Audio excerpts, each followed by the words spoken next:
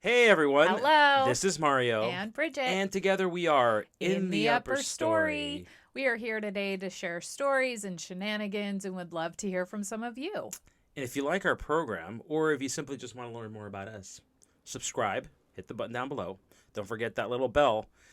You'll be reminded every week about noon on Pacific time, every Friday. You'll see our newest video. Yep. So, anyway, Bridge.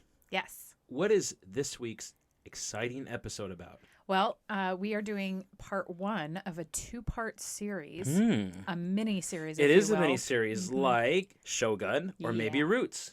No, different. Okay.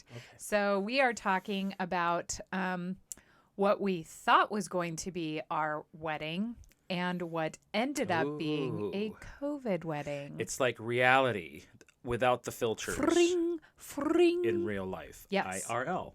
As a Millennium Falcon No. Oh my Millennial? gosh. would say.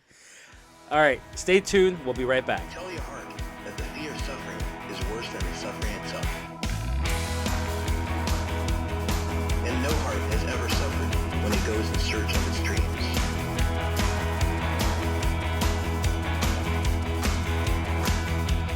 Welcome back, everyone. We're Hi. obviously having a lot of fun here and prepping for our video because Bridget is laughing as we start. Usually, when that happens, it's a sign of a good show. So I hope you're going to sit back and enjoy the next, 10, 15 minutes. Maybe it's 3 hours. We don't know yet. It's a mini-series. So exciting. So, Bridge, we're going to talk about our actual wedding day, or actually what led up to our actual wedding day. Yes. So it's a two-part series. Yes. And part one will be about what we thought we wanted, what we thought we were going to have for our wedding. Yes. Our projections, our thoughts. And part two will actually be what actually happened. Yes. Now, internet people, YouTube land, there's a little part of this story that you don't know yet, of which is we got engaged and planned our wedding before COVID. Oh, yes. It's BC, not before Christ, Gosh. but before COVID. And that is why we're having this episode. Oh, the So- life before COVID. So, Bridge, let's talk about BC, Yes. life before COVID. Yes. So we got engaged in April Mm-hmm. of 2019. And by around December, I think we started looking for venues. We hadn't landed fully on a date yet, but we knew that it was going to happen, in 2020. And we were kind of moving towards the end of the year. Well, even before we got engaged, we knew it was going to happen soon. Yeah. And so we were We're already old. thinking ahead. We got to get it in. That's what she said. And we were thinking ahead of where we wanted to have our wedding and the way it was going to look. And so that was already in our minds. Yeah. Now, I have a big family. Bridget's extended family is big as well. And there are a lot of them. And there are many of all of us. So we knew we were going to have a pretty big or sizable wedding. So with that said, we're looking at about, 200 No. to 300? Yeah, it was like people? 280, something like Yep. that. And that was before, anything we'd known about where we were going to be and the cost involved. So we were coming in this with a good list in mind. Uh-huh. So And- where were we looking for wedding places? Well, we were humbled very quickly because we determined that we love the outdoors, we love nature, and we love alcohol. So, in that order? no, Okay. no, not at all. But we decided, hey, we live in California. Let's maximize on this and let's have like some sort of a vineyard wedding or, let's go to some of the wineries and taste We're all in the Bay of the Area, Northern California. Yeah. We're so lucky to be next to these fantastic vineyards. We have Napa, Sonoma, Livermore Valley, tons of places to go to. So Keeps we're me spoiled. liquored up. Yeah. Hence why we were looking in these areas. Yep. So we had considered all of those areas, and Pretty quickly we found out that none of these places could host more than like 125 to 150 and the people. prices would be astronomical. Yeah, like you don't even. It's a mortgage. More than we could afford. Yes. Maybe many of you out there could easily Wow, do it, it was we can't. humongous. So we kind of accidentally stumbled upon this cutie pie little town. We had just finished looking at one of the wineries nearby, and we thought, let's just go into town. Let's go into this little town. Now, this was in Hopland. Mendocino County, so Yep. a little farther north than we were. We had drawn a radius around where we were interested in having our places, and we found this vineyard in Mendocino near Hopland Yeah, on the way to Ukiah, yeah, and realized that we didn't like it. But we went to the second one that was nearby, and we thought, okay, this is really far. Do we actually want to have our wedding there? It's a 2-hour drive, 2+ hour drive. yeah. And it's beautiful, but to get out there would be a little bit of a pain.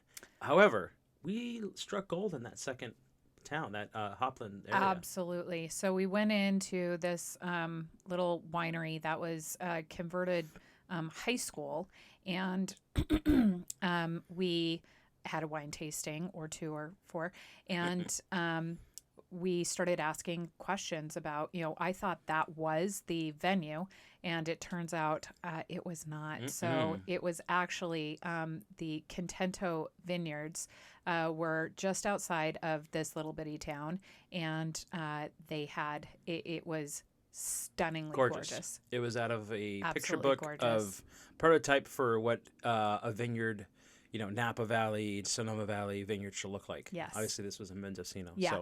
So then we got really excited, and we started, kind of thinking, how are we going to do this with, a Catholic wedding, and we want to, have a religious ceremony, and we can't do this outside. So, Lo and gosh. behold, there's a church in town. Now, this little town is dissected by Highway 101 in California. Yep. It is a one trick pony town. Yeah. There's a bar, a saloon. There's and no thrifts. stoplights. Yeah, there are no stoplights. I think. There's one, but it regardless, there's, for all intents and purposes, there are no stoplights. Yeah. It's a great little town, but they had one church. Yep. And I was like, I don't think that's going to be a Catholic church. Now, the reality is,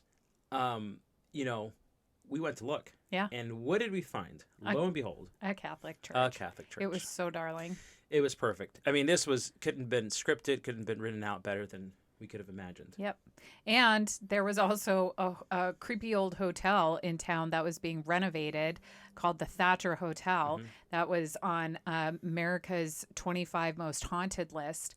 And it was being Dun, dun, renovated dun. into this like gorgeous, fantastic Didn't hotel. look haunted anymore. It No. looked pretty cool. Yeah. So, so we immediately knew this was going to be our location. Everything was coming together for us. Yeah. We were so excited about that Yep. that fall wedding, Yeah. late 2019 into early 2020. Yep. So we got our checklist going. We were so excited. It was kind of a DIY, do-it-yourself type situation. So we had to get our MC together, and we got tables and chairs and food and decorations from this lovely place called Lake Event Design.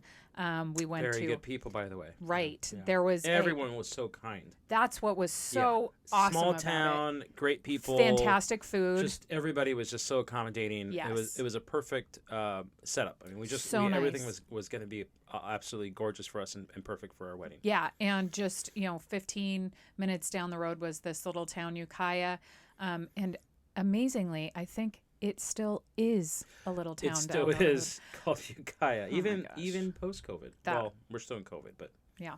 So, post-pandemic. yeah, they had a Costco there and other hotels. So this was going to work. This was going to work, and it was going to be amazing. We got excited. We started looking for our dresses or my dress and your suit, and just kind of envisioning this dream that was going to be our wedding. Yeah, I mean, I think since you were a little kid, you knew what you wanted for your wedding. You had an idea of what you wanted in terms of wedding. I mean, I knew that I wanted to marry a beautiful woman, and that was happening. So I was happy with that. I mean, I don't think I needed anything else. Yeah. I mean, I just wanted, yes, it was all good. We won't go into it. It was, yes. Everything was perfect for us. Yes. Now, what happens? Dun, dun, dun. In March of 2020, as we all know, time progressed from that first part of the January, February of the year to March. And, we went to lockdown with middle of March. And there's lots of other stories that we could share. And I'm sure you all have stories to share about that lockdown. And COVID hit. Yep. And it was a full-blown pandemic. And not belittling those who got sick and passed. I'm sorry for those folks. But we were very disappointed that this was happening. And we knew we had a wedding coming. Yeah. We were scrambling to think, what was it going to look like? What is this wedding going to happen? Is it going to happen? Is happen? it going to happen? And what is it going to look like if we are going to have this? Yeah. So that started the stress of planning a COVID wedding. Mm-hmm. So we decided kind of at the beginning of July, I think, that the vineyard was... Well, we're in California, and it was a quiet period for many months of, the virus was not spreading that crazy here in the Bay Area specifically. And so we had hopes that potentially we were going to still have our October wedding. Yeah. It turns out that it wasn't going to happen because July spiked. Yeah. July, Yeah. there was a huge spike. It had kind of gone up and down and up and down. Yeah. And at that point in July, California had declared that no one could congregate publicly in groups larger than 12 people. So we all had our pods. How many people were we going to have in our wedding again? Exactly. It was either, instead of 280, it was going to be 2 or 8 or 0, but not 280. So much for our big wedding. Yeah. And, so quick side note, we had already sent out our invite, our whole save the dates. Oh, for sure. We'd sent Everybody out was super save excited. The dates. Yeah, and they were all... And did we do invitations Yeah, already? we did. Yeah. And I had family that was like, hey, it's cool. We'll still come. Yeah. Plenty of people interested in coming to Yeah. a wedding, even in times of COVID. Yeah. But we knew better. Yeah. We have family who would not do well, Yeah. in that type of situation. Yeah. Highly compromised Right. with health issues, age. Yeah. It wasn't going to happen. Nope. So we had to downsize to, Dramatically downsize. if this was going to happen, we had to rethink our entire plan. Mm-hmm. We had to downsize to immediate family and not even our entire immediate family, because this one's immediate family, that's around 50 people. Yeah. If we had gotten all my brothers and sisters, nieces and nephews, their kids, it would have been a big group in itself. And Yeah. it was a tough time. Making those decisions was not easy. We had to look at the greater good, and it really drew us down to the bare minimum. But we're grateful. It was really hard telling my mom she wasn't going to be able to come because Mario's family is so big. But, we got over it. So No. But Okay. we are grateful that we had actually not have a spoiler, but we're grateful that we were able to have it even with these challenges. But yeah. anyway, so as we understand this, we get to we have, so mind you, we have our priest. So Father Stephen, hello. Hi. You're the best. And he was so good and kind with us to helping us figure out how we were going to handle this. Yeah.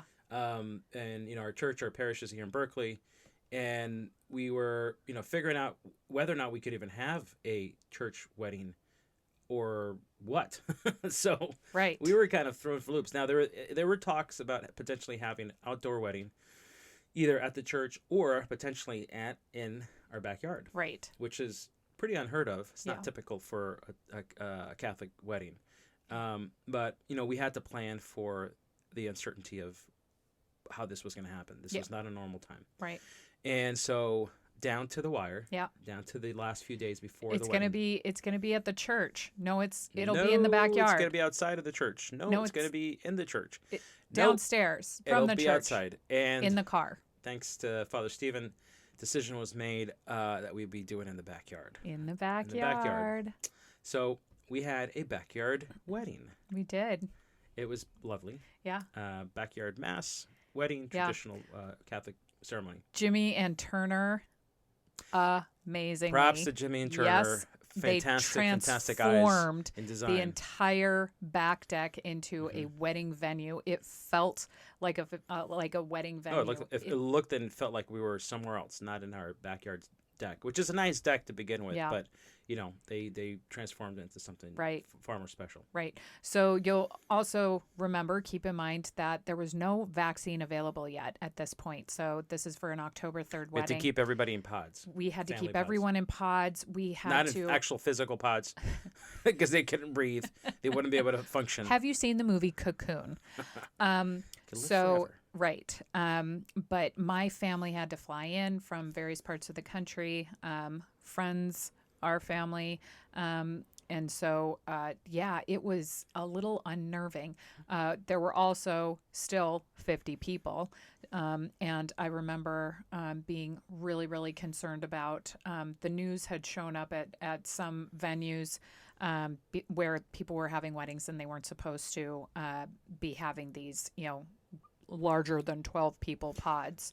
There was a lot of bad congregation. behavior that was being highlighted by the media, and we did not want to be one of those. So we did our best to keep it as small as possible and as quiet as possible, While so it was a still little having bit- bad behavior. and still having bad behavior with Right. some, So all good and dandy. We knew we were going to have it in our backyard. We knew the number of people. We'd separated everyone to pods. Everybody was going to wear a mask. We're doing our best pre-vaccine in times of COVID. And what is happening in late September, early October? Those would be some of the worst firestorms. Firestorm. So let's add a little ever. bit of firestorm on top of our COVID. A sprinkle of firestorm. So the day before our wedding, I don't think we could see the sky that No, week. it That week was was like orange. an apocalypse. Yeah. We literally could not see the sky for a couple days. And we thought, oh, goodness. Maybe the big guy upstairs doesn't want us to get married. What is happening here? No, it was just bad. Yeah. We prayed so hard. We did. And we got our prayers answered. We did. Friday night was our rehearsal dinner. Everybody had flown in. Everybody got in safe. It was very much a masked event. So intimate. It's nice to meet you. Nice to meet you too. It's okay. I felt like the Charlie Brown teacher. It was totally. So Father Stephen was kind enough to come out, and we did everything on the back deck. Again, a rock star. We had introductions. big circle of introductions. Yeah, it was great. It was great. Yeah, But pizza party afterwards. But what was the best part? The sky cleared out. So Friday night was still a little cloudy, but Saturday morning was as blue as you could have it. Yeah, the air quality was at like 10%. But we don't want to talk too much about that. Mm-hmm. We'll leave that as our little carrot dangler, if you will, for the next episode. So, I believe that wraps up this first mini-series, part 1 episode of our wedding day. Yes, that's correct. Okay. So we'd love to hear from you in the comments below. Remember to subscribe if you haven't already. And we'll see you next time In the Upper Story. in the upper Tell your story. friends See you soon. that the fear of suffering is worse than the suffering itself. And no heart has ever suffered when it goes in search of